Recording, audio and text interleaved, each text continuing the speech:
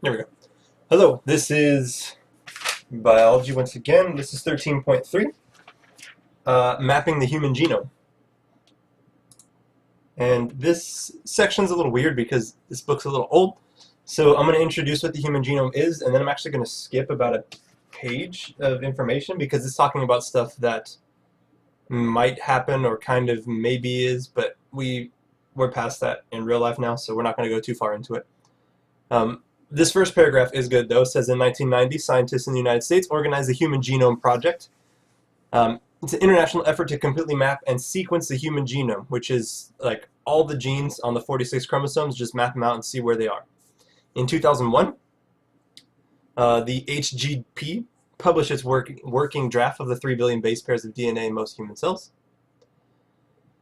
So we pretty much did it back then.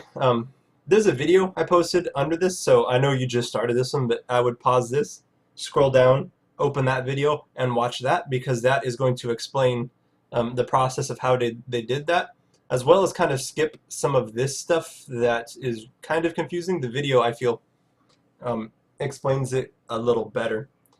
Give me 1 second.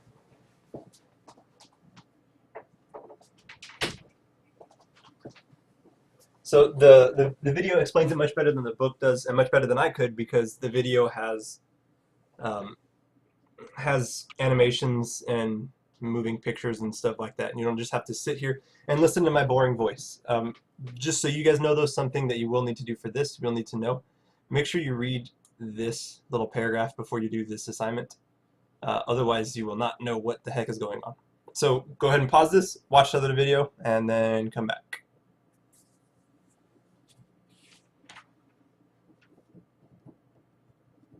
Okay, this is assuming you watched the video in the description of this video. So you kind of saw how the human genome was mapped, how long it took, how much money it took back then. Now it's considerably cheaper, and we're just getting better and faster at doing that. Even that video that I posted was posted in 2013, and this is 7 years later. We were even better at it than that video seems to like explain, because it's like cutting edge science right there.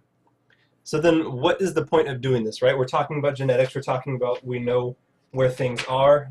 In 13.1 and 13.2, we're looking at specifically like genetic technology. Well, this section is specifically talking about the human genome, and why would it be a good idea to know everything about the human genome? I feel like that's an obvious question. If we know how to read the instructions of every human, then we know where to look if certain things are going wrong, right? Like if my computer starts malfunctioning, I'll go online and I'll try to find someone who knows stuff about my computer to see where the problem is and fix it. Same thing with a car. Your mechanic is someone who knows the instruction manual essentially of your car and knows where to fix it. So if there's a scientist out there who can know all of the instruction manual about you and know how to fix it, that's really good for medical reasons and stuff like that. There's like, of course, there's some sketchy ethical stuff we can get into, but for the most part, it's used for medicine. So this first part, it says the diagnosis of genetic disorders. All right, so if we know that there might be a genetic disorder with someone, and we know the instructions, we can compare their instructions with the base instructions that everybody has, and see if anything doesn't quite line up. So in this paragraph, it says, all right, let's say we're trying to identify a certain genetic disorder, right? And we know that at a specific point in the genome, there should be, let's just say there's a length of genome this big, right? Because there's a protein that knows to cut here and the protein that knows to cut here, and if we put that into the person's genetic material, it should cut it here and here, and we have this nice little chunk. If they don't have the disorder, though, the protein won't be able to cut here because the disorder has changed the genome. So instead of the protein cutting there, it's going to try to find a spot that it kind of matches and maybe cut over here. So then when we do this stuff that we've been learning about, when it decides to cut pieces of the DNA, the pieces of DNA coming from the person with the genetic disorder will not line up with the regular instructions of someone without the disorder. So that's how we can identify. We look at that person's DNA and we say, hey, your DNA strands don't match the base genome strands almost. So we know something's up right there. We can actually identify what we're looking for. There's another way we can use electrophoresis, and that was that cool video I showed you where we electrocute the gel, and like certain DNA strands, because they're different lengths, can go different distances over that gel. Well, once again, if the protein that's cutting these pieces of DNA can't find the right spot to cut because of the disorder, it's going to cut somewhere else, and we're going to get a differently shaped DNA. So when the time comes to analyze this DNA, it's not going to line up the same way a regular genome would. Okay, so if you're concerned with your child having a genetic disorder, we can use that with the cells around the developing fetus. Take those cells out and see, using those two ways I just described, see if there's anything happening with the genomes, anything out of the ordinary, any strangely any pieces of DNA that have a strange length to it that don't match what it should. Then we can identify that there's a genetic disorder there. And then depending on even more fancy science and stuff that we're not going to get into, we can find out where those pieces of DNA came from and how we can fix it if we can. Another way, we can add essentially, like, if we know that certain parts of the DNA carry certain disorders most of the time, we can put a little fluorescent marker essentially on genes nearby that one, and then we can see them under certain magnification types. So another way we can use the human genome, another reason why it might be important to map out all of the human instruction, is because of something called gene therapy. So let's say you get the genetic disorder, but we can't really do anything about it, or let's say they're already an adult, right? Well, what we can do if we know all of the instructions is we can essentially take someone's healthy instructions and inject them into a person who doesn't have the healthy instructions. So here we see a picture of that. This person has a problem with their bone marrow, right? Their bone marrow cells. So we take some of their bone marrow cells out, we build it, build's not the right word, we grow it, I'm sorry. We grow it in a flask, okay? And then, this sounds strange, but we get someone else's instructions from a person over here, take this little bit of instruction that is correct, put it inside the virus, and let the virus infect this person's bone marrow cells. Because what the virus is going to do, it's going to attach to the cell, it's going to inject its DNA, which you'll remember we just took from a healthy person, inject the healthy person DNA into these cells. So now these cells, their bad instructions have been rewritten by this person's good instructions, thanks to this virus. And then once we grow enough of these bone marrow cells, we can put these back into a person, and that doesn't fix the person, right? But what it does is this chunk of cells now has the correct DNA. Not all of their cells, but just the specifically cells that we can inject back into this person now have the correct instructions. We have I don't want to say gotten rid of, but we have fixed a couple cells. You guys might be able to see the problem. Fixing a couple cells does not fix all the cells, but it can greatly improve people's lives who have certain disorders. Right? We may not be able to completely eliminate some of these genetic disorders, but by doing this, we can alleviate some of the symptoms. Because, sure, maybe not all of his cells are working right, but now some of them are, thanks to this genetic technology.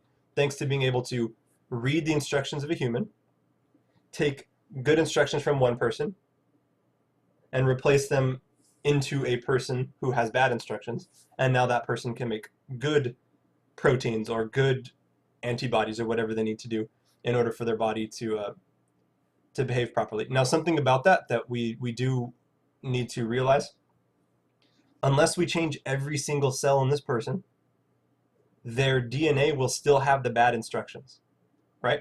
The only ones that we fixed are the ones that we grew out here. So, for example, this person's bone cells in his hand do not have the correct instructions.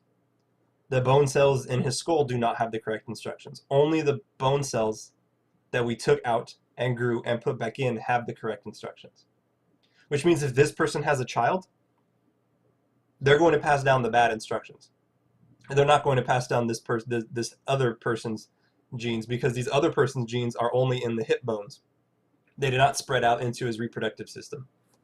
So they will still pass down their original instructions, not the corrected instructions. So pretty crazy stuff we can do with gene therapy. And again, we're only getting better at it as time goes on. Lastly, the one most of you guys probably know what we can use the human genome for, that is DNA fingerprinting. So just like, I don't know why I would assume you can see my fingerprints from this far away, but just like fingerprints, there's certain parts of your DNA that are extremely unique. We see here, there are essentially, I don't want to say useless pieces of your DNA, but pieces of your DNA that don't really do anything. They don't code for chromosomes, they don't code for proteins. Okay?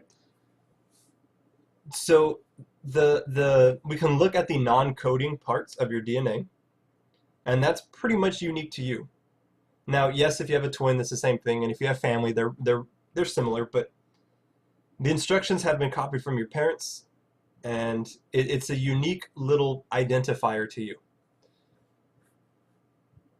So you guys have all probably seen a TV show where they can't find the murderer until they find, you know, a little bit of blood or a piece of hair or something, and then they do the DNA test and they can find out that it's the person based off of this. And this is slightly more detailed than what the show is giving you, right? It's saying we're going to analyze parts of this person's DNA and we're going to see if it matches. Notice it says most likely guilty, not guaranteed, because there is some sketchiness with some of this stuff. I mean, just looking at this, you can already tell it might be a little difficult to tell who this soldier belongs to. And that is going to be one of your assignments, to try to map this out. But if we have all the instructions written out, we know where everything is, we can say, okay, well, let's look at the instruction manual. Person A's instruction manual has, you know, this particular sequence, and our suspect's DNA also has that same sequence. In fact, they have so many of the same sequences, they're written the same way, they're the same person. So we wouldn't be able to know that unless we can look at the sequences. Does that make sense? We need to be able to read the entire sequence so we can match random pieces of DNA to a possible suspect or anything like that. And we see here we've done some weird things. We've looked at Abraham Lincoln's DNA to see if he had a disorder. We can look at fossils to see, you know, if this organism is related to any of these organisms, or if they are even maybe the same thing, they just happen to look different because of slight variations or stuff like that. So, and like I said, sometimes we might be able to use this for evil. We brought up some ethical questions, like if you want your child to be super strong or something, and we get the technology in the next couple of years, should you be allowed to have a scientist go in and fiddle with your kid's DNA when they're still single cell, and then they're going to be super strong, super fast, or whatever? Is that ethical? Maybe, maybe not, because then only certain people get to be even better, and then other people can't ever be like that. Or it's this weird bag of like crazy questions that I'm sure we'll talk about in one of the days that we have the opportunity to meet online. That's it for this section. Pretty short. It's just talking about a couple of the uses of the human genome, as well as that one video explaining how we mapped it out in the first place. So make sure you guys are keeping up on your homework, and that's about it.